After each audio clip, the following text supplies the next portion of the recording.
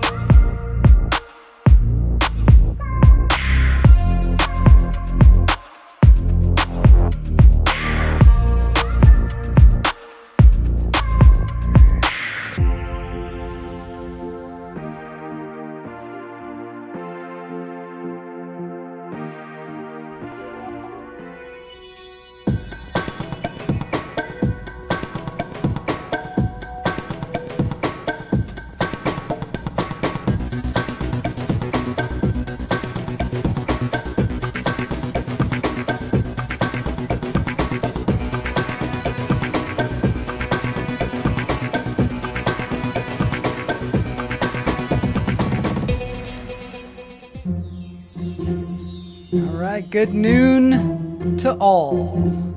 It is Lunch Therapy Interview Friday. We are coming to you from Los Angeles, California. Today we have a really interesting couple of guests here. We have Sam Wright and Aidan Kamara from the 49th Parallel Collective, which is a band, a rap group out of Seattle, Washington. Really looking forward to having them on the show. This is, a little bit out of my wheelhouse, so it should be really interesting. They're really fantastic, fun band. They got some great stories, and we're just going to see what it's like to be a Seattle band, just come to Los Angeles. You're starting to blow up, and how do you keep your head right? How do you keep your band together? What happens? Good to see you, Lalita, good noon to all. Love it. Matt Wright is here. Hey, Matt. Good to see Matt. Let's get into the show. It is called Lunch Therapy Interview Friday.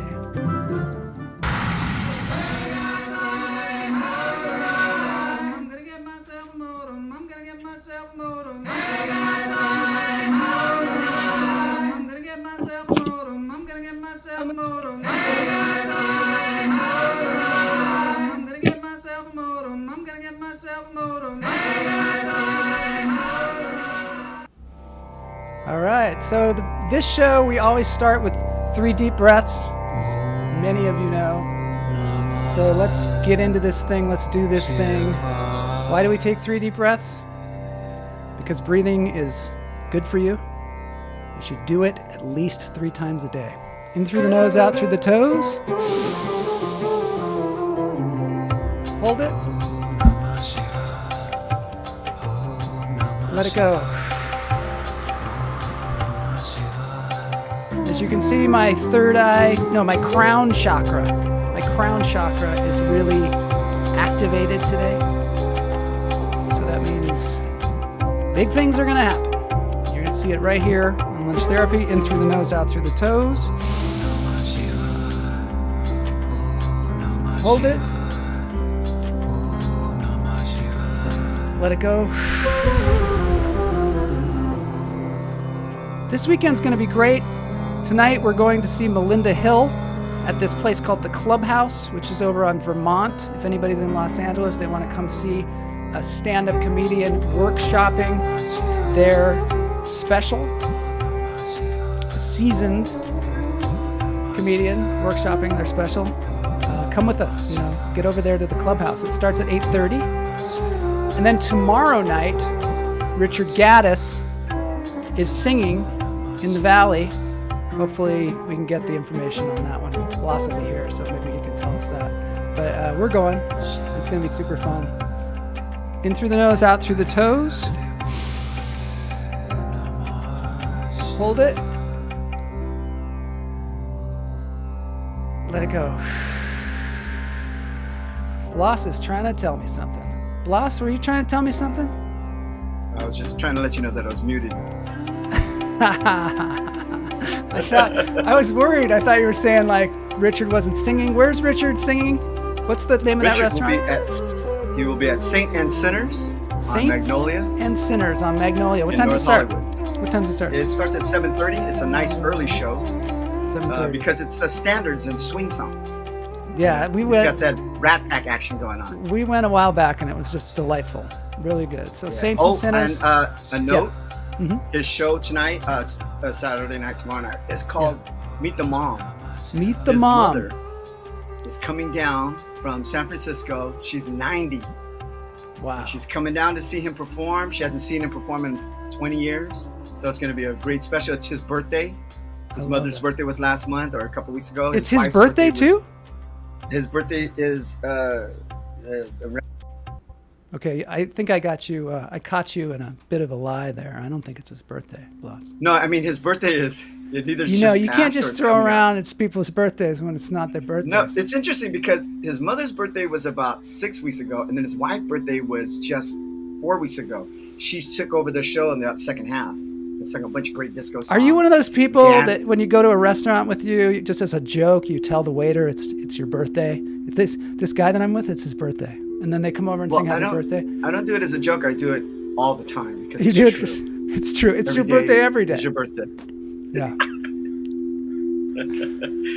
But tomorrow night, Saturday, Saint Sinners, Richard Gaddis, 7:30 show, 7:30, 9:30. And then, as you said, tonight's Melinda Hill, and it is at the Clubhouse, which I've never been there, but it's supposedly a super fantastic place to perform. I have a friend who, Rob Gill, he was on the show a couple weeks ago.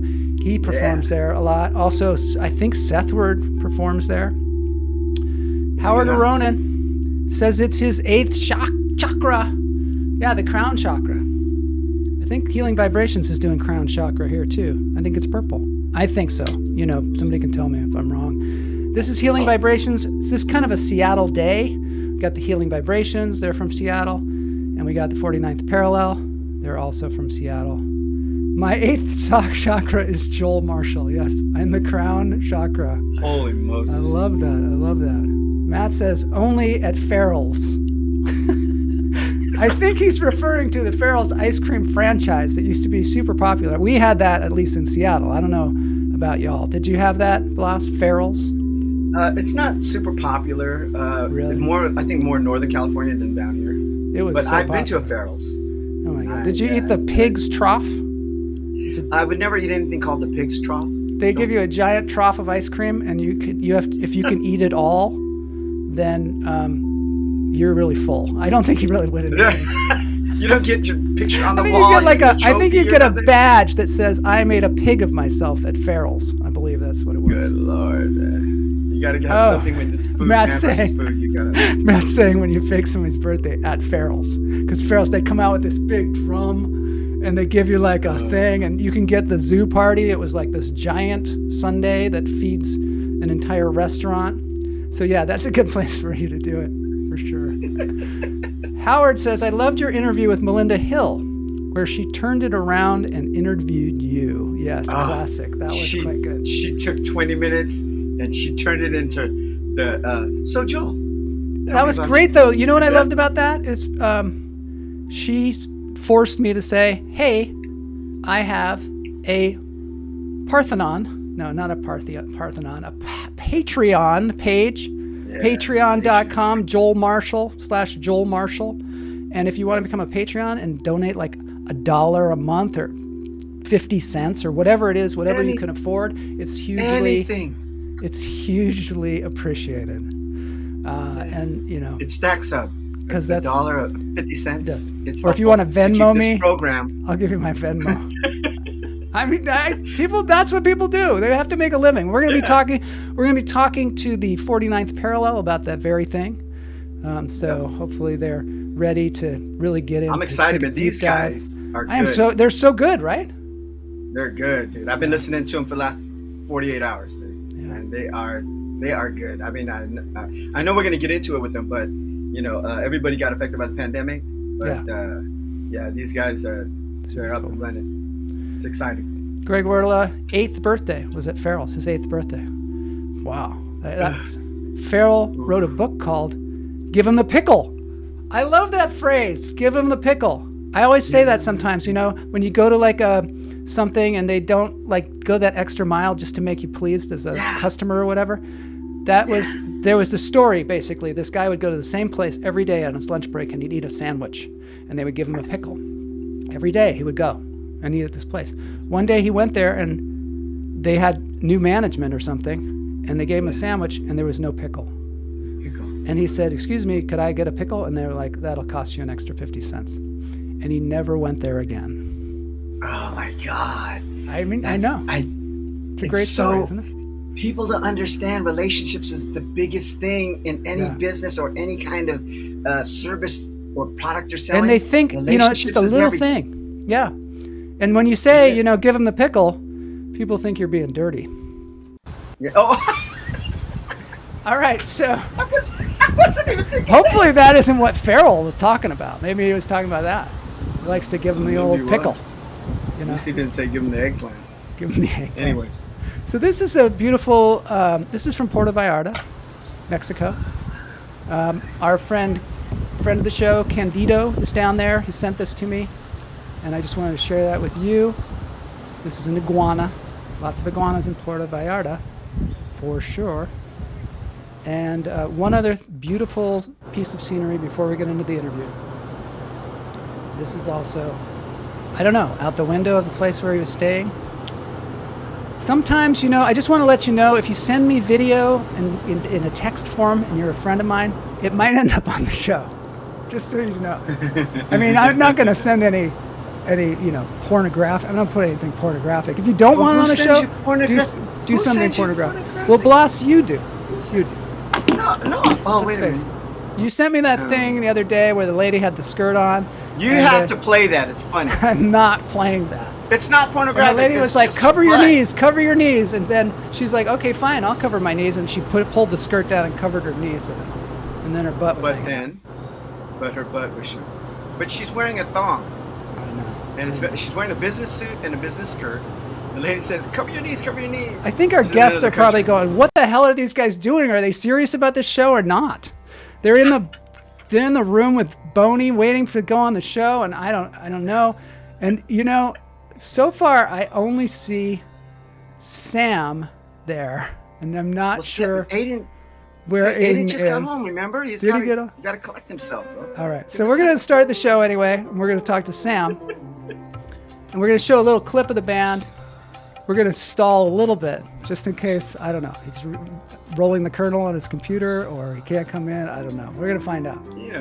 This is live. This is a live show, and you never know what's going to happen, and that's what's fun about it. Right.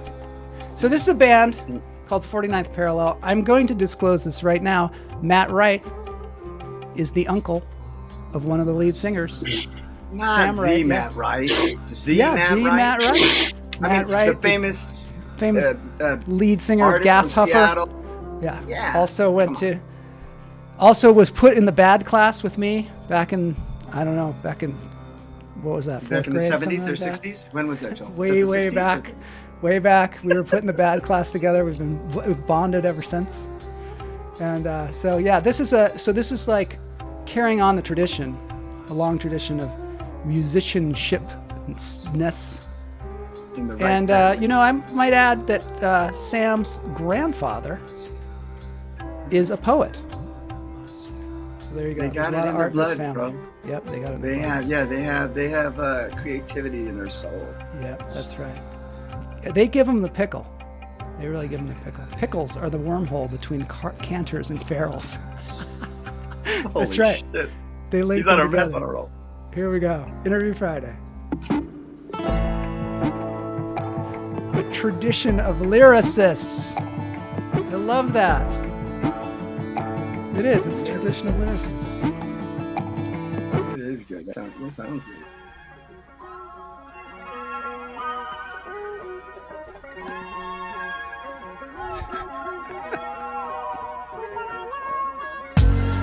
I got some pollen on my windshield, wish I could just wipe it off. But I'm the type to draw something with my fingers and the energy that lingers. It's ironic, cause that weirdly means I'm blind to it all. I find any reason to define what the meaning in the pieces that you left me are. But you made it clear, you're not a puzzle to solve. I struggle this hard, I thought that this summer was ours. I take you places we could study abroad, but you left without me, now you gone. So I turn my wipers on, but they sticking so stubborn. And what's the time? 3:16, you a stone cold stunner. Out of my mind, wasting my time. Can't you just leave me alone? Make up your mind, cause we can't rewind all of my time that you stole. Out of my mind, wasting my time. Can't you just leave me alone? Make up your mind, cause we can't rewind all of my time that you stole. Visions of the other night passing through my empty mind. I find bliss when I'm with you. I paint pictures in my mind of situations I messed up. Hopefully he blessed us. For now, I'ma ride this wave of happiness. Skip out on functions so we can kick it in a bit. Times can tell the difference between the ignorance and bliss. But hit or miss, I appreciate the shit. Yeah. All right. Yeah, wasting my time. My Losing mind. my I mind. like that Hey, song. welcome to Lunch Therapy, Sam. Hello, how's it going? Thanks for having me. I love it. What does your shirt say? Does it say vague? My shirt says vague, yeah. What does that Don't be vague. mean?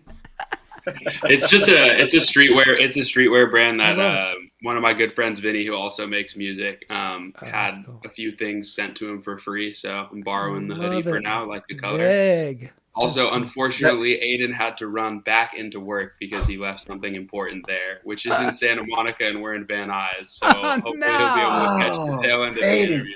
Well, That's if he just comes how it on, he goes. comes on. He comes on. You know, Yeah, what can you and do? you know what? That just means another show at 49 Parallel. That's right. There you that's go. right.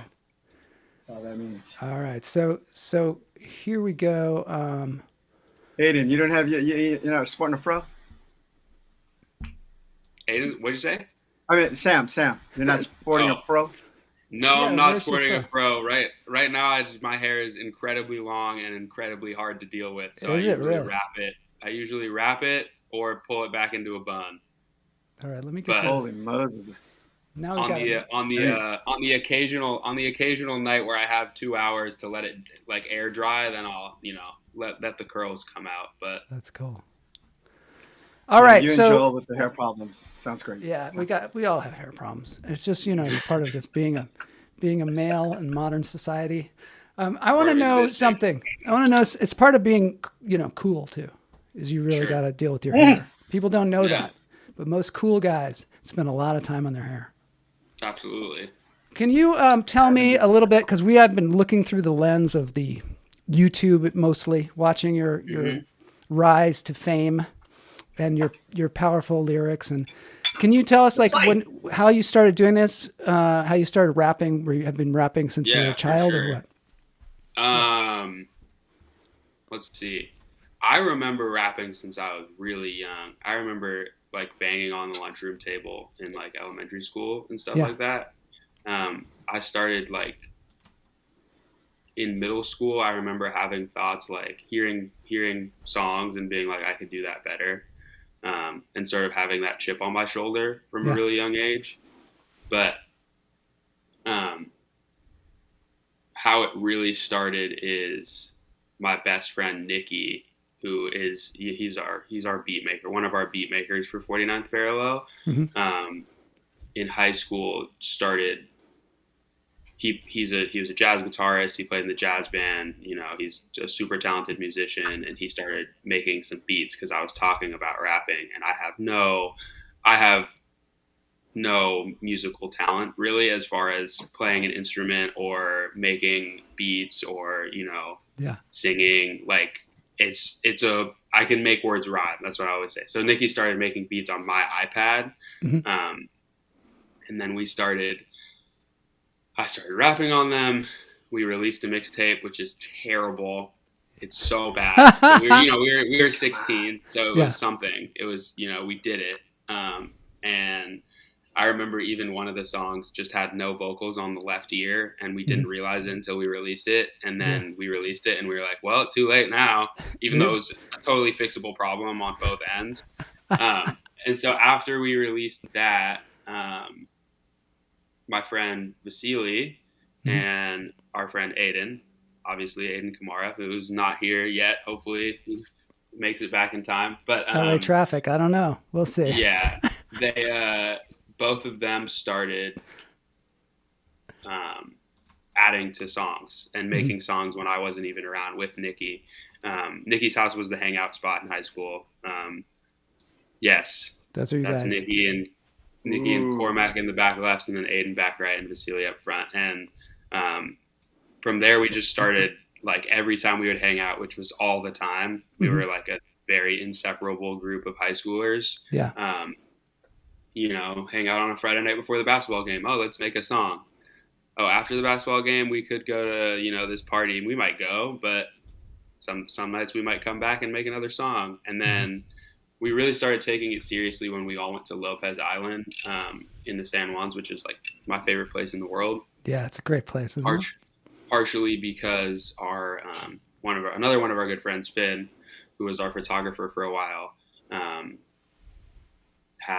his family had a house up there, and we stayed in the barn and we made songs there. And that was when I had always been like, I want to be a rapper, blah, blah, blah, blah, blah. But that's, I think, when Aidan and Vasily, after we came out with that collection of songs, I think that's when Aidan and Vasily, and myself too, a little bit more, were like, oh wait, we actually make decent music. Like, this is cool. This is like, especially since the reception we got from it, just from, our high school friends, they were like, the biggest thing that would perk our ears when we would hear it is, wait, this is actually good music, Yeah. Because everyone, especially as a high schooler from Seattle, a lot of people want to be like, are making songs, especially rap songs, and a lot of them are pretty bad. There's a long tradition of rappers in Seattle, strangely enough, right? Yeah, for sure. Yeah, there's a history there. But so that was the best compliment we got. A lot of the time, I was like, oh wait, this is actually good, even though it seems a little backhanded. In high school, that was like, we didn't expect it, but it's actually good. But that was the best compliment to get, because it wasn't just like, oh, we're supporting you because you're our friends. It's like, oh, I actually like, this is on my playlist. You know what I mean? That's kind of how we started taking it seriously, and then we got blessed by Yes Theory, which is a YouTube can you channel. tell us that story, because that's so interesting. Yeah, that was crazy. So I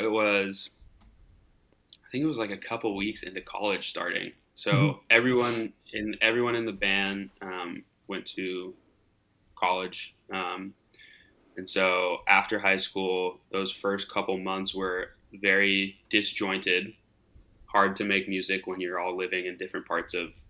Luckily, we were all just different parts of the state. So Vasily was at Wazoo, Nikki was at UW, Aidan was at, and I'll be referring to Aidan as AK a lot. So AK was at North Seattle College, and I was at Western. And Nikki FaceTimed me randomly and was like, "Yo, you should come back to Seattle this weekend." And I was like, "Why?" I mean, sure, obviously I'm down, but it's just an hour drive. But he was like, "I just FaceTime with Yes Theory," and I was like, "Who's Yes Theory?" I don't even know who they were. Yeah. So Yes Theory was a huge YouTube channel with like 8 million followers. Yeah, huge YouTube channel, bunch of followers. And what is it? What is the premise of Yes Theory? It's Yes Theory. The idea behind the name is just say yes to things, go on adventures, challenge yourself, get outside of your comfort zone. And they've, I think, gone into a lot of different fields now, and they're pretty huge, and they've like done stuff on the Ukraine and Russia border and like helped a lot of people. It's a crazy, like wide ranging thing that they do now. But Nikki sent them this email because he was a fan, and Nikki sent him an email that was worded along the lines of, "Hey, I have a insecurity I want to overcome. Me and my friends make music, and we really want to perform something live, but we're scared to do it." Which was it true? No. In all honesty, he was really good with his words. Let's just put it that way. Yeah. He knew what to say to get a response, and he didn't expect a response. But they actually FaceTimed him when he was on the toilet, which is hilarious. I saw that, and it's in the video. Was that real, or was he kidding? That was real. They call him up, and they're FaceTiming. He's on the toilet, and it's the Yes Theory guys that he, you know, like he's fans of. And then he runs to his mom and is like, "Mom." Anyways, so yeah, they flew to Seattle, and the whole point of the video was they were going to put on a show for us. So we were driving around the Yes Theory guys, who are, you know, these super nice guys. Like, can't say enough about how nice they were. It was Thomas and Matt, two of them. There's a few of them now, but and just went to different venues around Seattle and tried to get a show very, very last minute, which, you know, we got hard to get a spot by a bunch of people. Yeah.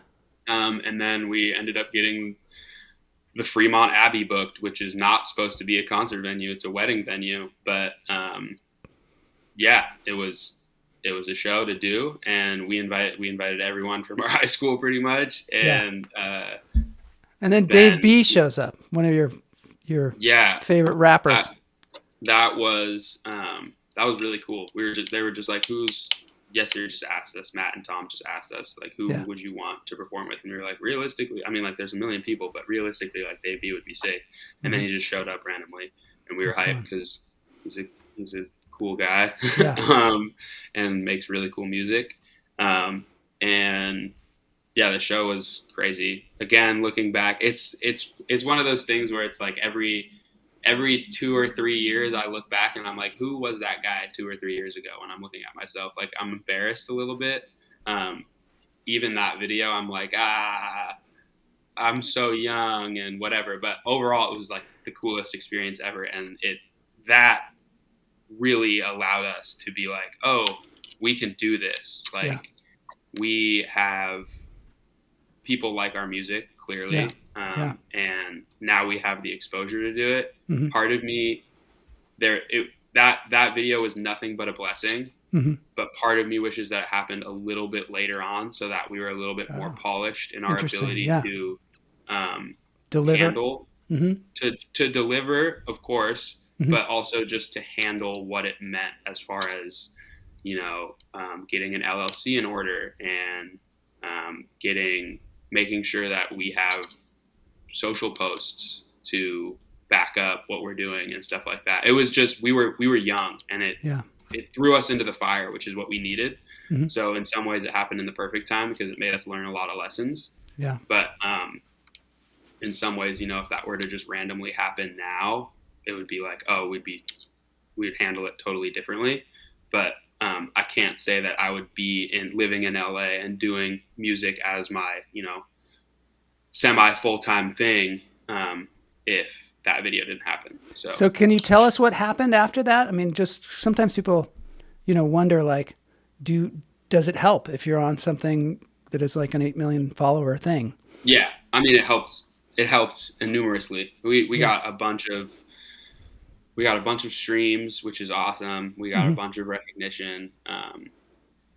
We got commenters. We got fans from across the world. We still have listeners in like Russia and China and Australia, and we have fans from all over the world now, which we probably wouldn't have otherwise. That's great. I mean, because you kind of need something that kind of vaults you into the so that people see it. Obviously, there's so much stuff on YouTube. You could have something really great and people don't see it because it doesn't rise to the top. So this kind of thing is like a great opportunity. And also it's just a great thing that y'all did was to write an email to these people. I mean, just so simple. Yeah. And it was. and they apparently they get millions of emails too. I mean, it's not like you wrote a letter and it stood out, but just taking small actions like that, you never know what's going to happen. Yeah, for sure. And and I think, sometimes the world kind of rises up to greet you when you do take those small actions and do things like that. 100% agree. 100%. So can you tell us, okay, so it's basically called the 49th Parallel Collective, which I had to even look up what 49th parallel means because I've heard of this so many times. Yeah. But it's basically the line that separates Canada and the United States. Is that why did you choose that name? So the first, like I said, Lopez Island was the first place that we, as a unit, started sort of taking music seriously, making this kind of music seriously and wanting to do it. And so at Iceberg Point on 49th Parallel, on Lopez Island, there's a big obelisk overlooking the water that has a plaque on it that says, "Here marks where the treaty between commander of the U.S., whatever, of the Canadian Army signed the treaty that declares this point the 49th parallel," which ironically, it's not actually the 49th parallel because Lopez Island is in the San Juans and 49th parallel is a few miles north. But so we were on the ferry ride back from making that group of songs that we made when we were 17 or 18 or whatever, and we were like, oh, we need a name, and we were cycling through, and I think it was Nikki who said it. It was just like 49th parallel, and we were all like, whoa, that's got a cool ring to it. Yeah, sure. And then we just ran with it. Now there was already a band from the 60s called the 49th Parallel. So were you like, oh no? Yeah, we were a little bit like, oh no. I think we ran into some problems early on as far as our music getting uploaded to their page on Spotify, which was, a pain. But it was like, our music is so different from them and they're not super well known. So we were like, we'll just take this and own it. And it also fit with our aesthetic really well, the 49th Parallel, and, really claiming Lopez Island and claiming the Pacific Northwest, and holding that. Is it still a collective, or is it just the two of you now, or how's it evolved? It has evolved into, Vasily is now a weatherman in Boise. He's a weatherman? He is a weatherman in Boise, Idaho. So shout out Vasily. Still cool. Our best friend. Still love him to death, but he's removed himself a little bit and taken a different path in life, which is great. Yeah. He's killing it in Boise. So right now we are marketing ourselves as a duo. Me and Aidan are 49th Parallel, but realistically we're not going to put out any music that's not made by Nikki and Cormac as well. Cormac is our other producer who joined the fold a little bit later on, but we've known him since high school, and Nikki's known him since elementary school. Another great musician, but so yeah, we're not calling ourselves a collective anymore. I don't think, but this is all sort of new to me as well. When me and Aidan just moved to LA Today's the 20th, 21st, 21 days ago. Oh, wow. You just got here. On April 1st. Yeah, we just got here. So we're still figuring everything out and figuring out, how to market ourselves and how to start this like next chapter. So how is it moving to LA? I know when I moved here, it was kind of shocking. It's great. Yeah. I'm lucky because I moved with the way my dad put it is I moved with my tribe. So Nikki and Cormac were already down here. They've lived here for 9, almost 10 months now. Oh, okay. Yeah. And then Vinny, Vinny Where You At is his artist name. He is a pop artist and he's from Seattle as well. And he's one of our best friends. He makes great music and he lives with us. And then Dom lives with us as well. He's a photographer and videographer who's super talented and he's one of our best friends. And then I live with Aidan, who's obviously my best friend. Been making music with him and hanging out with him since we were in Spanish class in 6th grade or 7th grade. And so I'm really lucky. I don't have to work super hard to create a social life because my social life was already down here. It was, in fact, harder to have a social life at the end of my college career in Bellingham because, I had friends up there, but all of my best friends who I make music with, which is what I love to do, were elsewhere. So, that makes a huge difference. Yeah, it makes a huge difference. Huge difference. But there's still growing pains. It's still like I'm totally out of my comfort zone by moving down here. I've lived in Seattle and I lived in Bellingham for 5 years for college, but that's basically Seattle. It's an hour away. So, and moving away from my mom lives in California too now. She lives in San Rafael, but moving away from my dad, moving away from all of my friends' families who live in Seattle, who like I consider my family as well. Like we're such a tight knit group that moving away from them was hard, but overall it's just like super exciting and still figuring things out, still looking for work. So if anyone has any job opportunities, all right, let me know. So let's think about that. Let's think about that for a second. Is there what kind of work would you want to do that would actually, would you work in the music industry, or would you do something completely outside of the music industry? How are you going to make it so, you can make money, still do your work, and still feel like, you're moving forward as an artist? I would say that my goal is to get a job outside of the music industry that I can just pay the bills with. Something that's like I can do like 30 hours a week, pay my rent, pay my groceries, have a little bit of spending money, and have as much time as I can to make music. I've just been applying to like restaurant jobs and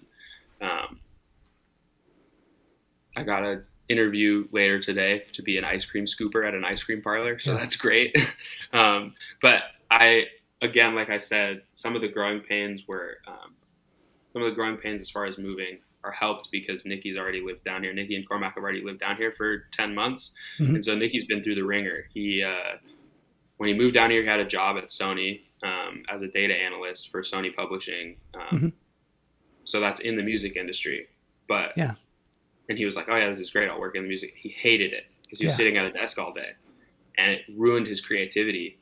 Because he would. You have to really choose your job wisely, I think. Yeah, and I'm just saying this to you, way down the line. Yeah, that you want to choose your job wisely, and don't just pick something because it makes some money. Try and find a job that is going to be nurturing to what you do. And it could be in the music industry or it could not be in the music industry. Yeah. But something that also does not like suck your soul. Yeah. Because down the line you might, I'm just speaking from a little bit of experience here.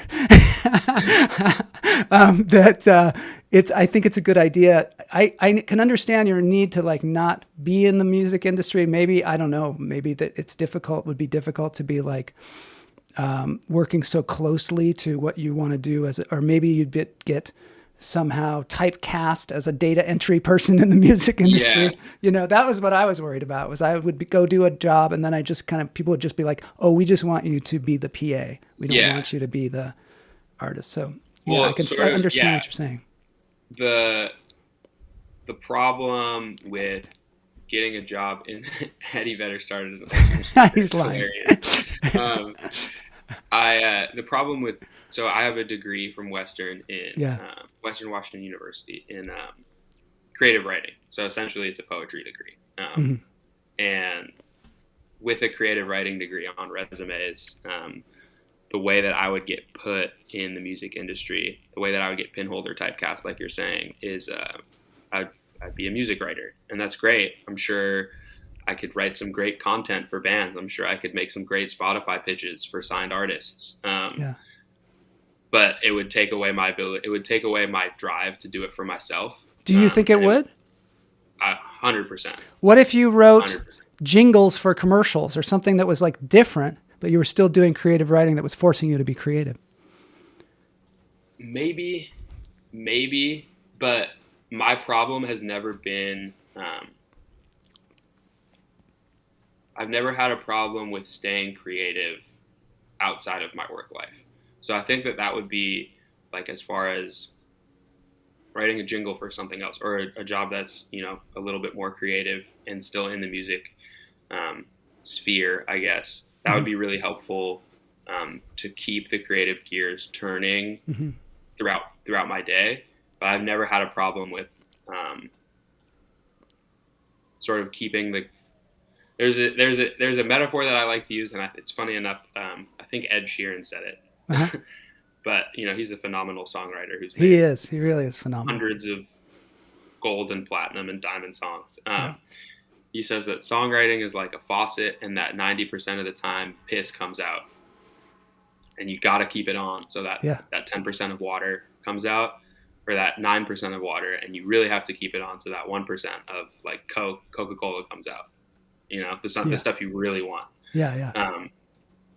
I've never had I've personally never had a problem with keeping that faucet on in my daily life. I have to write every day for my own, I don't even know, for my own well-being, I guess. But it's sort of a instinctual thing for me at this point, to put on a beat and write, or not to put on a beat and write a poem, or whatever else, whatever form of writing it may be. So going back to what I was saying about Nicky, is he shared his experience with me as far as being creative and moving down to LA.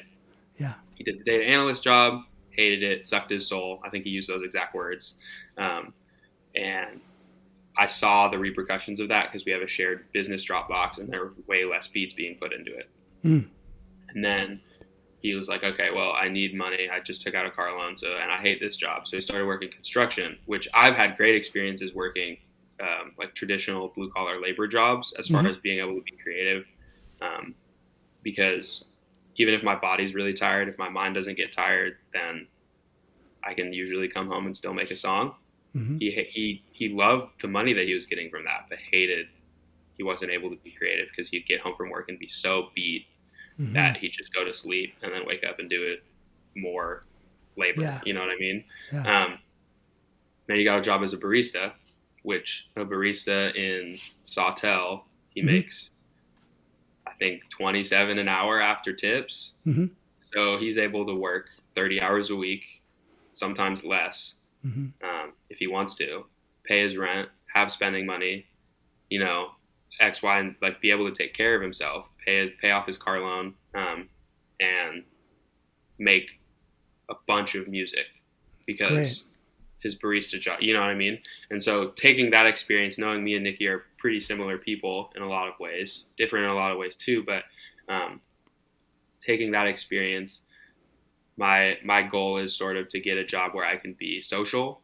That's an important thing for me, a job where I can build some sort of community outside of the people that I already know down here in LA. That's big for me. And something that doesn't suck my soul, and something that isn't too physically demanding, which, you know, those are that's a lot of points to check I like off. that. I like that. Yeah. And I also like that you're looking at like, how does it make me productive in the rest of my world? How is it looking?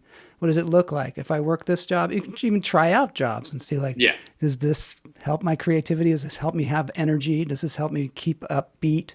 Does this make me happy?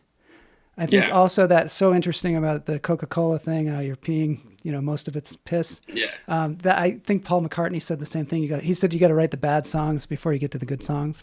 Yep. How do you know when you have something really good? Like, because if you're just churning out stuff, and all of a sudden you're like, oh, that's good. Do you just feel it? Do you emotionally feel it? Where do you feel it? I think it it varies. The songs that I like, I usually can tell, but that doesn't mean that those are the best songs, which is another interesting thing.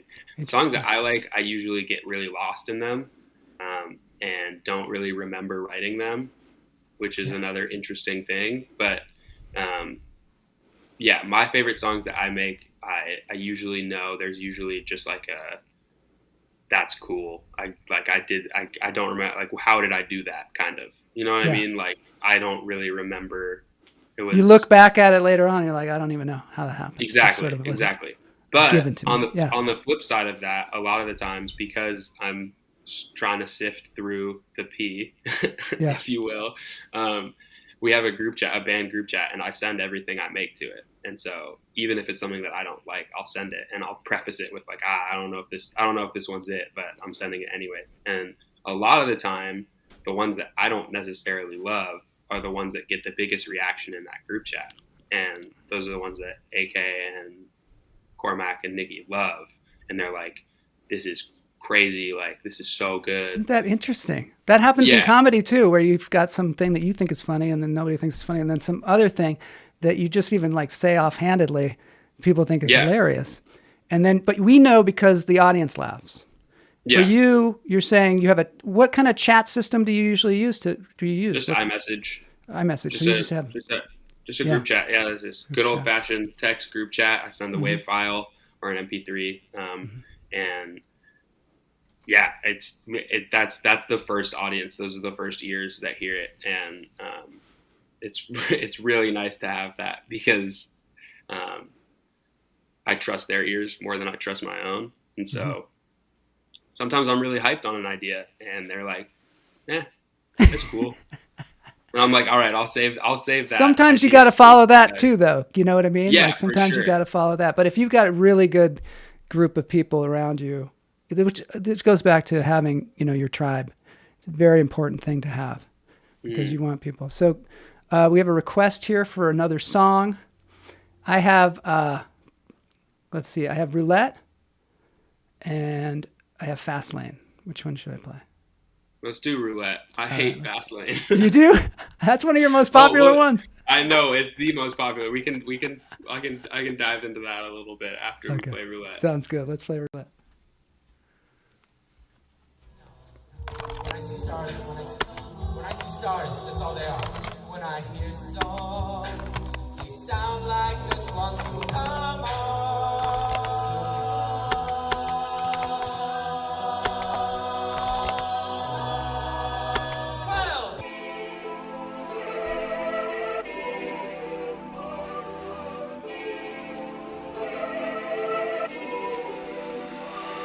I've been passing by the moment, trying to stay grounded, but I found I'm always floating. The way they count is just revolting. Revolving all the options in my cortex. Should I do it for the checks, or do I put myself in check like Kenny in a Cortez? I'm penny dropping dimes, see how heavy that the floor gets. I'll take this wine over Henny, take time, try to live up in the moment. Rappers spit my shit like I loaded, and they think I wouldn't notice, so I chop them like Easy did Otis. In the basement barracks, my bars floated. Made me barbaric like I'm Conan in Seattle with the left hand up like Tony Rogan. I ain't had no reparations to save me in the past. Reparations went gravy for the cash. My niggas probably do anything for the cash. My niggas probably do anything, pause. All the time my mind said he drowning in the dark. Tryna get my yang up, bittersweet tangents. Take it to Topanga by the state park. Better not hang up, niggas tryna call. Brother up and vanish by the skate park. Collateral brain damage, shit it left a mark. Back it to the point, now I need me a spark.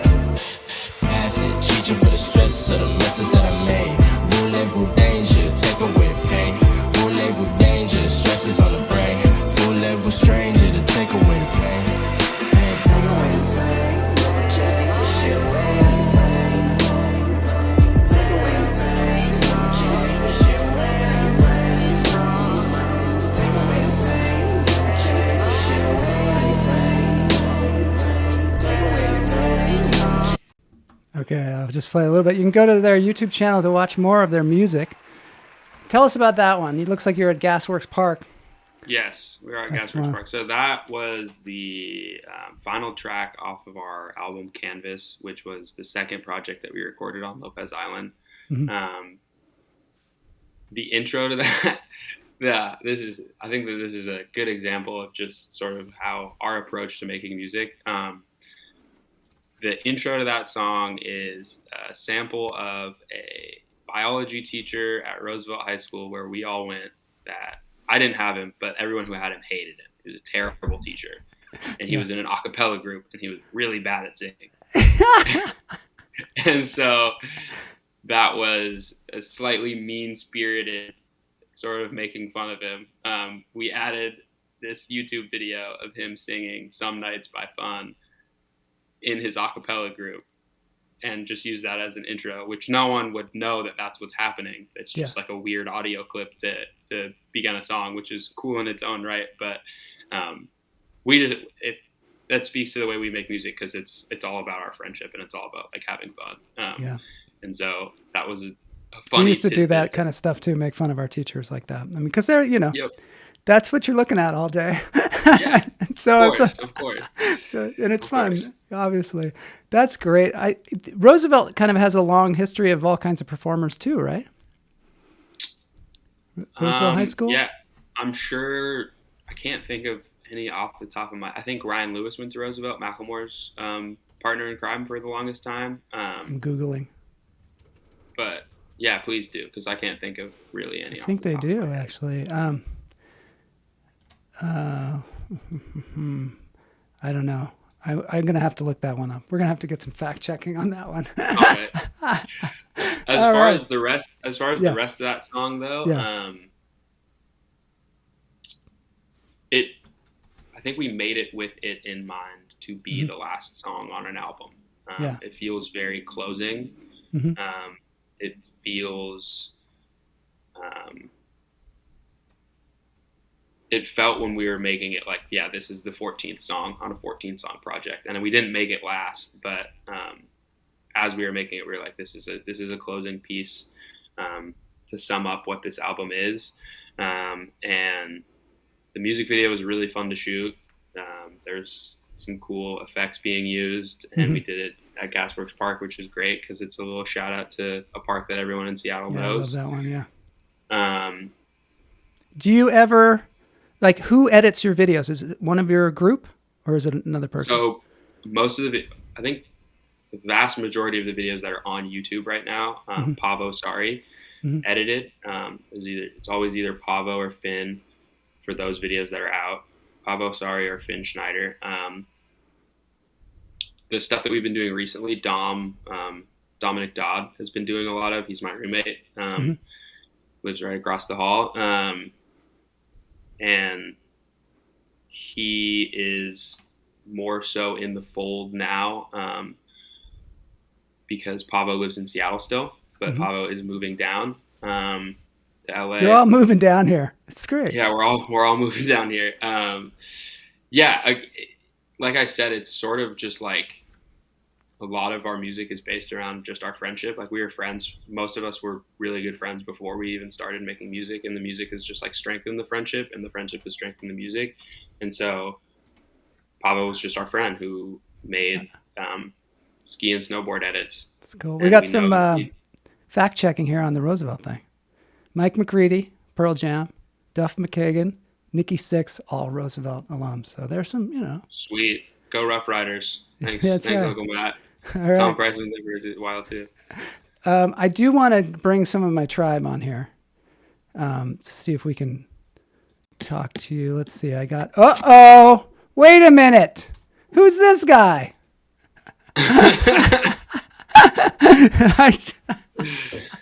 He's got the same last name as Caught me by surprise. I'm sorry about that, man. I was actually I didn't know you'd actually be on like right away. But anyway, ladies and gentlemen, Matt Wright, lead singer of Gas Huffer, longtime friend, person who was in the bad class with me.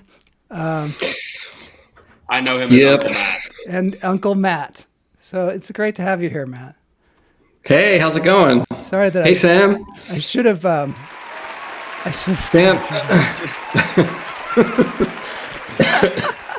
I'm like, I'm bringing on some of my tribe, and then I thought I was going to pop you on afterwards, but there you were. I really wanted Bloss to be on here as well, so I'm going to put him on too. So. Sam, I just got a card back in the mail that I sent to you. It bounced back. What happened? People are getting those. People are getting those because apparently I'm giving them the wrong zip code. But I'll give you my address on off camera. Okay, cool. Yeah, don't do it here. Yeah. I texted you what I thought was the right address. I think you need to add it. I think I didn't add an apartment number. That's probably what's going on. But anyways, unimportant. We'll figure it out.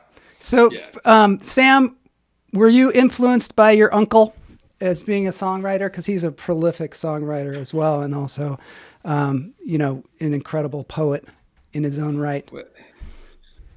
Yeah, I put a guy in a spot. What if he says no? He can say no. No, he can't say no. I think I was influenced not super consciously, but I had every Gas Huffer CD, growing up, because of course, and I remember above my bed there was a CD player that I would connect my headphones to, and I would fall asleep listening to. The biggest one was De La Soul, 3 Feet High and Rising, but every other Gas Huffer CD was directly next in line. Wow. And yeah, which you probably didn't even know. But I was definitely influenced, like, just listening to music from a super young age and having an uncle who was like, when I'm a kid, I'm like, my uncle's a rock star. Yeah. And I think I saw you guys perform in some capacity when I was really young. I don't remember. I want to say it was at like Folk Life or something. Don't really remember. Yeah, Bumbershoot. It was probably Bumbershoot. It was at whatever the stage is that has the like big mural behind it, I think. Anyways, the mural amphitheater. Yeah, the mural amphitheater. Anyways, yeah, I was definitely influenced as far as like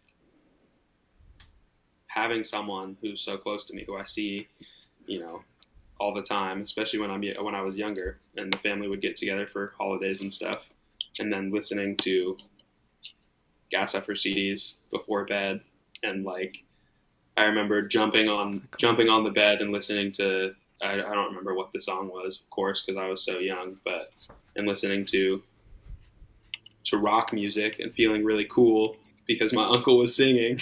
That's so so cool. Yeah, for sure. I got a phone call from my uncle before we were about to go on our first tour, or we'd been invited to go on tour with 1991. And I already was taking a break from my job because for some reason I felt like I needed to do that. And I called them and said, hey, we got invited to go on this tour. Can I have my job back if I come, if I extend this break a little longer? And they were like, nope. So I was like, what do? I don't know what to do. And then I got a call from Dan Slick, Uncle Dan Slick, who used to be in a band in the 60s. And he was like, you got to do this, dude. Like, you can get another job later. Like, why is this even an issue? You got to go on the tour. I just had to call you and tell you, go on the tour. So that helped. That helped me. That was some uncle influence that was like, slapped me out of my like stupid, thought that I had to make some decision about whether or not I kept my job or went on tour with Mudhoney in 1991. Yeah. I'm gonna let you guys talk for a minute. Do you have any questions for your nephew? Well, I was listening to the day job stuff, because that's always a thing, right? And I totally I totally resonated with what you were saying about like not working in, not having a job that sort of taps your creative energy. And the other thing for me was, okay, well, what's going to be flexible enough so that if I have to skip town for 6 weeks or 8 weeks, I can come back and still do the job. Mm-hmm. So that's where I ended up ended up in the film industry working as a PA. Mm-hmm. But those days are long. They're like 14-hour days. So a lot of times I'd have to call the guys and say, I'm not going to make band practice. So that kind of grew to take over my life. So I don't know where I'm going with this, but there's just that flexibility. And I think nowadays there's just so many more things that you can do flexibly. Even like tutoring online, like online English tutor, like just that kind of stuff. Anyway. No, for sure. I Cormac, who I've mentioned a couple times, one of our producers in 49th Parallel. He's a PA, and that's how he makes his living. Yep. He has most days off, but then he'll have a week of 14-hour days, and then he has most days off. But and then as far as like tutoring too, I've applied to a couple. I need to make I have 3 resumes already, and in my job applications, I've realized that I need to make a 3rd that will be catered towards tutoring and interacting with kids and stuff like that. So I need to get on that. But yeah, for sure. It is just weird to be thinking about how I can maximize my creative output while still making a living. We're back. We're back. I got to get Matt in here. And there's Floss. I'm totally doing this on the fly today.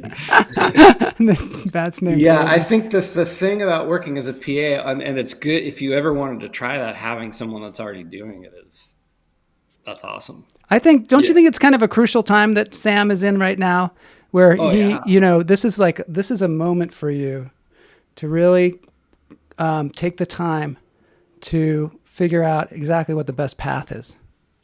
Before you get just lost try in shit and try different shit. Yeah, just try different shit. Go work at an ice cream place. You don't have a family, you don't have kids or anything like that. This is the time, and just throw yourself into it. And it's really fun to see someone at this point. Bloss, did you have something to say? Hold on. There's so many jobs out there that you can do and continue to feed your soul as an artist. And what you're doing, like you're looking around and stuff, and Joel also makes a really good point. You're at a point in your life where you could take a job, and if you don't like it, don't do it. It's that simple, But this is what I tell my daughters. Aaliyah right now has been interviewing for a job. But the thing is that when you interview for a job, they're interviewing you. Everybody's always worried, like, oh, I got to make a good impression and stuff. But you're interviewing them too. You know what I mean? Do you want to work with this person? You want to see this person every day? Do you want to be doing that job, for the next 90 days? You're interviewing them as they're interviewing you. And it'll allow you to make a good decision. Like, you know what? I do want to try this for a while. I'm going to do this. And then you make that 30-day commitment, 60-day commitment, whatever it is. But if you don't like it, get out as soon as you can. Because you know why? Nobody gives a crap. They don't care about you. You know what I mean? And if they don't, then you could say, I got to do something else. That's the reality of it. I've been doing this for 30 years, over 30 years, bro. When I came here, I was the same thing. Starving actor. I'm a DJ. So I was lucky enough to do clubs and make money and all that stuff, without still concentrating on being an actor. Ray Scallon says he writes for nerdbot.com, and it allows him to do his thing most of the time, 3 to 4 articles a day, and the job is done. And he also says that I'm killing it. Yeah, you got a degree in writing. Yeah, you can. I'll send you some stuff too. I got some stuff. My daughter, super fun. All right, so I want to talk Sam's a little bit. Hotboxed by 3 old men. I know that's the thing. I don't want. We're like all like giving him advice now. All of a sudden. Well, it's who are we, man? First of all, I appreciate it. I genuinely do appreciate it. But it's funny because what Bloss is saying is I've had that conversation with people my age before. I've been the one saying that. People are super stressed about what job they're going to get and et cetera, et cetera. I'm like, dude, who cares? you're 23. Like I was working when I was a example of this on a more micro scale. Yeah. I was working in Bellingham at a poke place, which is, it was think of it like Subway, but just for raw fish. Right. So it's just a line. Sounds delicious. It was all right. But There was a dispute between some of the workers and the owner because the minimum wage got raised and he didn't bump everyone's pay up equally. And then there was this conversation and blah blah blah blah blah. And people were still clocking out for their breaks while all of this was happening. And I was sitting there like, my shifts aren't long enough to take a break anyways. I'm only working like 4 hours at a time. But I was like, what are you guys doing? Like, why do you care so? And they're like, well, like, it feels wrong to not clock out for he's not paying you enough as it is. And he's not here ever. He's a bad owner. Like, why do you care so much? Bad boss. And then they're like, well, what? But like, what if I need to get another job? And then get another job. Quit. Yeah. Like, it's really, there's a shortage of workers. There's not a shortage of work. I like that. Plus, it also gives you life experiences you can put in your music. You know what I mean? Yeah, working all for kinds sure. of different jobs. For Like, sure. can totally give you. And you life know what? experience. If you have a job and you're not going to get a good reference from that boss, whatever, don't put him on your resume. You know what I mean? Yeah. If you work there for 3 months, why would you put his name on there anyways? A jackass. You know what I mean? Who cares about your resume? No, I'm saying don't put No, it I on know. there if you're going to get a bad reference. You know what I mean? Like, Yeah, it- that was just it- that was an interesting conversation to be having with people who are my age. Yeah. And I was just like, what's going on here? You guys are we're 20 at that time. I was 22. Like, this is a formative period. This is not the end all be all. I hope you're not working at a poke place in a year.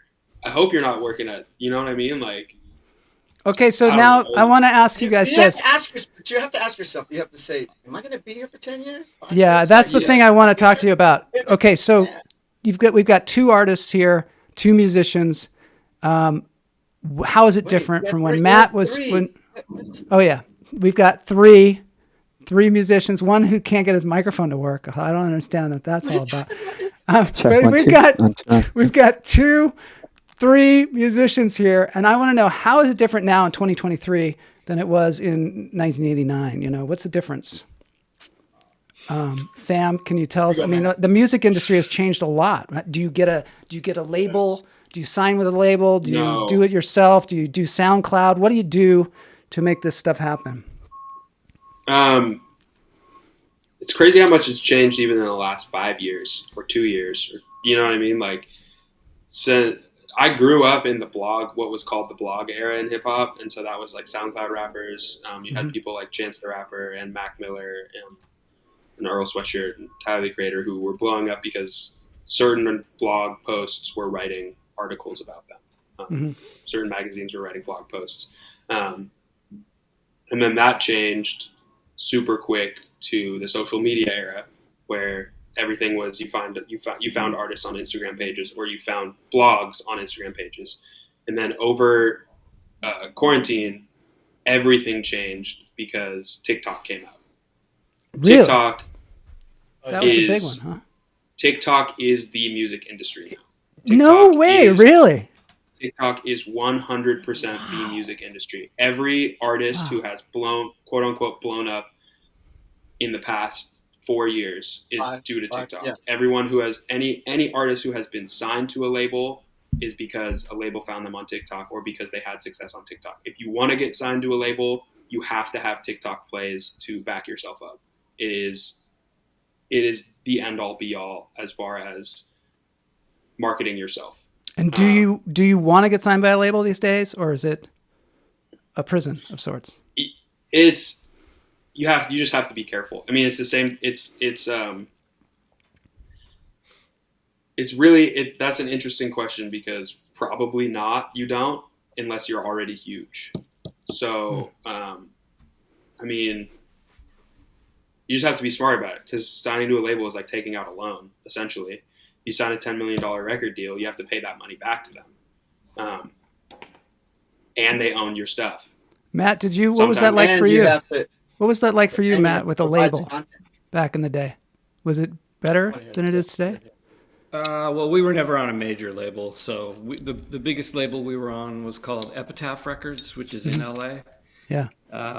Probably the biggest independent label going.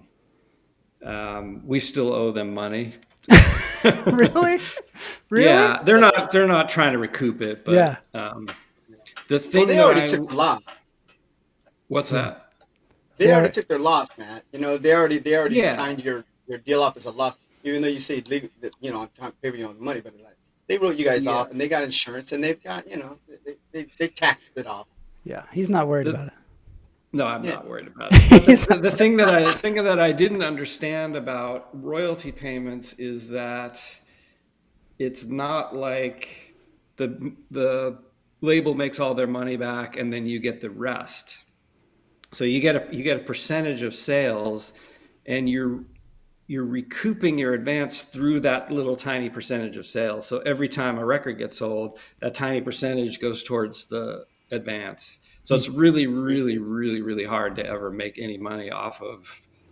I mean, these days I don't even know, but back then it was like, how many units did you move? And Yeah. you know, you were paying your thing back through a tiny little hole that just never was enough to pay back in any kind of advance at all, unless you sold, you know, millions of records. Yeah. Otherwise, Sam, yeah. What were you saying? It's sort of the same. It's similar now.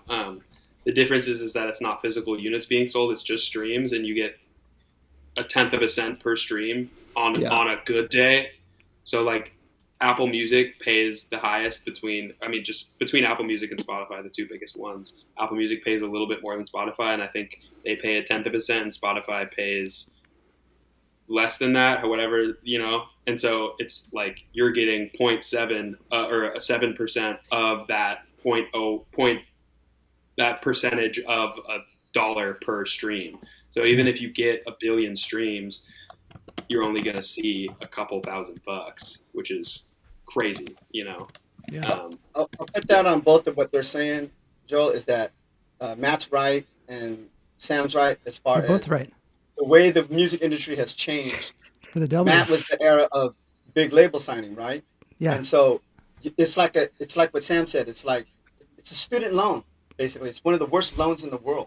And if you sign to a big label and you got a 7-album deal and they give you a $7 million and they give you $1 million up front, you're paying all that back in little increments, you know? Mm-hmm. And so the idea of the way the music industry You know, it is happens now with is, independent films too. The same thing. We have the same situation. same thing. You make That's this the thing, film and it and costs that's all why- this money, and then you get it. Then somebody gets like half, and they put it out on Yeah. all the platforms, and then you have to pay them back similarly, and then you get whatever's left over, but it's like so small. But that's what Sam's saying is like, unless you have a gang of following and you have something like TikTok, you're real popular, the labels aren't looking at you because they want to ride the coattails of what you already built. You know what I mean? And the reality is Matt came from the time frame when he was so independent doing as an artist that he made a lot of money on the road. When you're performing, that's where your money's at.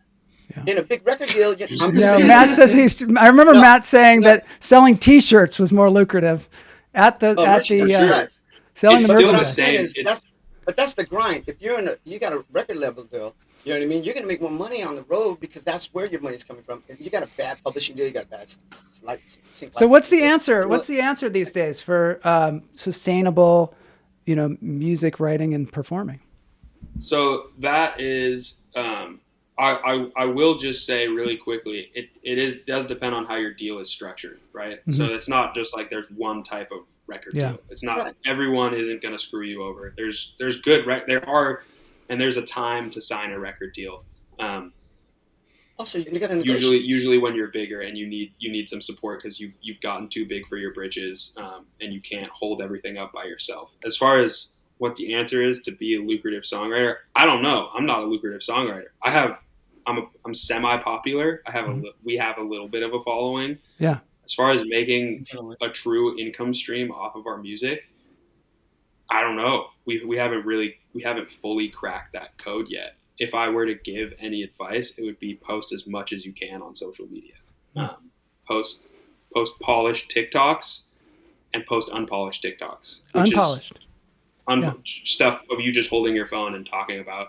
The example that I have is, and I'm new to TikTok. I hopped on the train late. I'm terrible with my phone. I hate social media, but I have to do it. So forcing myself to do it. Mm-hmm. Post as much as you can there. Like I'm talking like 5 times a day. Like seriously. 5 times post as a much as you can. day? 5 times. Seriously, I'm posting twice a day right now, and that's a lot for me to handle. But anyways, the example I have, I posted a really polished video that Dom edited for me and shot for me with lyrics on the screen to our newest song, which is with Vinny, who I've mentioned. It's called Nobody Else, and posted a super polished TikTok that was like a minute long, and then every single comment was, "This guy looks like Jack Harlow," which I don't know if you guys know who Jack Harlow is, but he's another rapper. And doesn't know.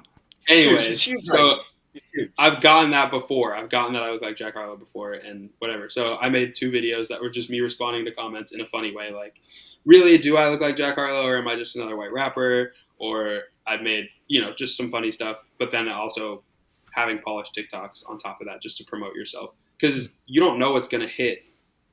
Yeah. Like, you really don't know what people want. It's like what you were saying earlier. You don't know what they're going to like a lot of times. Yeah. Totally, you think it's piss and it's Coca-Cola. Exactly. We're really selling Coca-Cola here today. Yeah. But you're right, Sam. It's like you got to have a sense of humor in yourself and to be authentic like that. That's when people start to see who you are. And then, you make a connection with people because you're being honest. That's the biggest thing about social media. And if you're an artist and you're trying to get followers or you're trying to be an influencer, you have to be authentic so people could relate to you. You know what I mean? Mm-hmm. It used to be you had to be mysterious. You know what I mean? When we were growing up, you had to be mysterious. You couldn't, and like really people that were super like famous actors and things like that wouldn't even go on talk shows because they wanted to stay mysterious. But now you have to like be on the toilet getting a call from the men. There's still a place. There's still a place for mystery too. It just depends on what. I mean, people do it in different ways. I mean, Frank Ocean is a great example of someone. Frank Ocean is a great example of someone who's a transcendent artist and a generational. Did you say Frank Ocean? Frank Ocean, yeah. Yeah, hell yeah, he's shit too. But he's incredibly. He quote unquote performed at Coachella, which he barely even performed this last weekend. I heard that for the first time in 6 years. I heard he went out there and just did like very little, right? Yeah, it was a whole thing. People were really mad. About it. The point in bringing up Frank Ocean, right, is that there's different lanes for everyone. I mean, right now in the current state that we're at, everyone has to post TikToks, I think, but they don't all have to be the same type of content, especially for different types of music. Like, you can still be mysterious and post 12 times a day, which sounds sort of contradictory, but it's totally, you can do it. You just have to make mysterious TikToks. I don't know. You're right. I don't know how to do it because I don't consider myself. I don't consider myself. I make mysteriously confusing TikToks. Yeah. Ray Scanlon is somebody that also does comedy on TikTok very successfully. And but you're right, Sam. What you're doing is right. But being authentic, like making jokes, being having a good sense of humor of yourself, not taking yourself too serious, is good. It's being authentic, and it's a way people can connect. Like, man, he's kind of cool. He's the kind of guy I can hang out with, and he's fucking good. His lyrics are the shit. He's right. That's what you want. You want to have that, and you can still be mysterious. You don't have to do it 12 times a day. If you're doing it 3 times a day, that's fine. Yeah.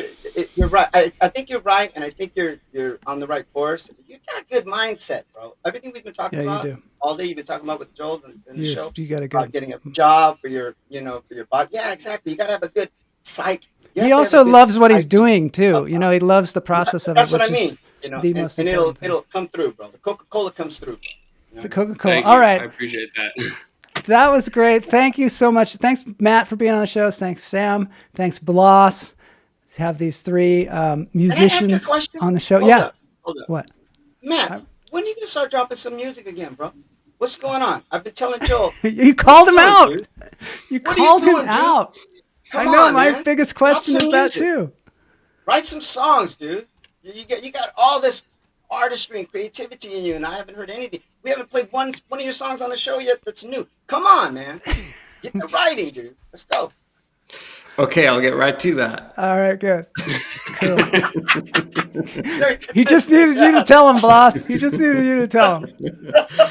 I'll get right on that. I'd love to hear some new music. Right, come on. I think you got it in you, bro. That's a whole other episode. It is a whole other episode. Yeah, Well, this is it's gonna Sam's happen. episode. All right. Man, Okay. write a song you can drop Matt on. Tell Aidan that he's lucky he didn't show up, and no, we really missed having him here. It would have been good. We needed a little bit more on your side. We needed your tribe a little bit more, but we'll have him on the show 49th again. Parallel, man. It's just another 49th Parallel. Go All right, check out our everybody. new song. Nobody Check out else. our new Thank song. you so much Subscribe for- to their thing. Now we got a dance break. So I've got a dance break that is a traditional song, I guess an old traditional folk song, and it's sung by Beth Hart. And I hope that they're not going to take us off YouTube for playing this, but it's really good. So here we go. Dance them if you got them. This has been Lunch Therapy number 445. Wow. Ray Scanlon says you have all been therapized. Get a little sponsorship from U-Haul, Sam. Let me put that up. U-Haul, right? From that. Yeah, totally. Hope you're All getting right, a here we little go. sponsorship from Here we them. go. At least you got your rental for free. Let's see if I can get everybody on the screen. Okay, here I got two of us. Hey, here. mama, stay the wheel of love. Gonna make you sweat, gonna make you grow. Yeah, I got two songs.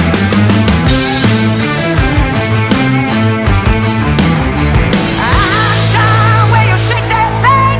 Gonna make you burn, gonna make you stay.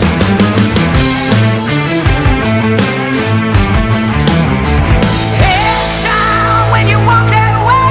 Watch your honey drip, can't keep This lady's away. oh, I lost Matt. Totally lost it. Woo!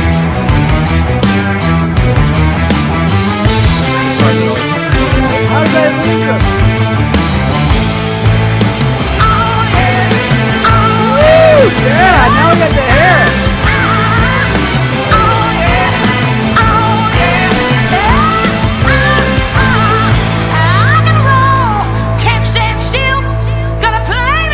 This woman is incredible. I'm totally.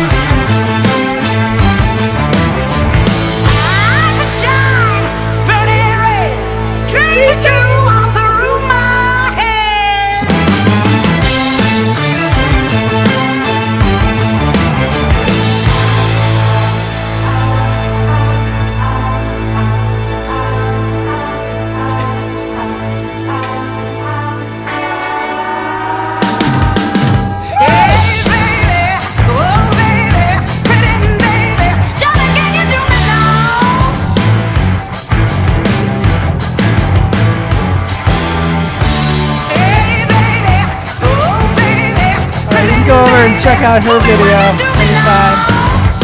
Thank you so much for being here. Of course, thanks for having me. All right, have a good one.